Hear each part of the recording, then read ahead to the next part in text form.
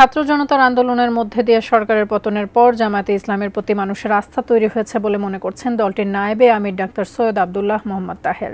আগামী নির্বাচনে এই আস্থাকে ধরে রাখতে কর্মীদের আরও সহানুভূতিশীল হওয়ার আহ্বান জানিয়েছেন তিনি।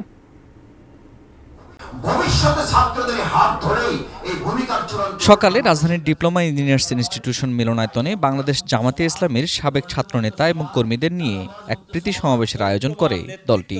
জামায়াতের রাজনীতির সঙ্গে একসময় যুক্ত ছিলেন, তবে নিষ্ক্রিয় হয়ে গেছেন এমন অনেক নেতাকর্মী হাজির হন এই সমাবেশে। আপনাদের প্রতিটি মানুষের কাছে যেতে হবে। এ সময় দলের কেন্দ্রীয় নেতারা বলেন, ১৬ বছরের স্বৈরশাসনের সময় জামাতের প্রতি অনেকের সমর্থন থাকলেও নিজেদের নানাভাবে আড়াল করে রেখেছিলেন। পরিবর্তিত এই সময়ে এখন আর কাউকেই দূরে রাখতে চায় না দলটি। যারা বৈষম্যের শিকার তারা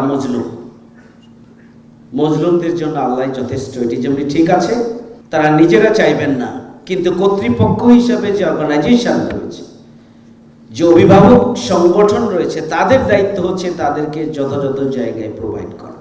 যারা এখনো আমাদের সাথে আসেনি, নানান কারণেই আসতে পারেন নাই, কিন্তু এখন তাদের কাউকে আমরা দূরে রাখতে চাই না, সবাইকে আমরা আমাদের সাথে একীভূত করব ইনশাআল্লাহ। এলো ভিশন মুশকিল আসান অফার। যে কোনো ব্র্যান্ডের পুরনো ফ্রিজ নিয়ে চলে আসুন ভিশন শোরুমে আর নিয়ে যান নতুন ভিশন ফ্রিজ 20% পর্যন্ত ছাড়। পরে রাজধানীর শাহবাগে শেখ ফজিলাতুন্নেসা কনভেনশন সেন্টারে জামাতে ইসলামী সমর্থিত চিকিৎসকদের সংগঠন ন্যাশনাল ডক্টরস ফোরাম এনডিএফ এর একটি অনুষ্ঠানে যোগ দেন কেন্দ্রীয় এই নেতারা। এ সময় এনডিএফ এর সদস্য চিকিৎসকদের রোগীর প্রতি আরও বেশি সহানুভূতিশীল হওয়ার আহ্বান জানান তারা। একটি এলাকায় যখন বলবে যে ডাক্তার নীতির উপরে প্র্যাকটিস করে, তার কাছে রোগী যাবে না।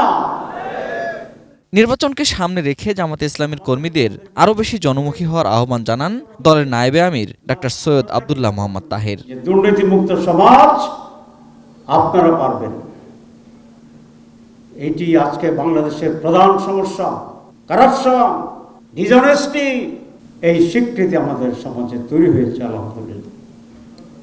এটা আমাদের আফোর্ড করতে হবে।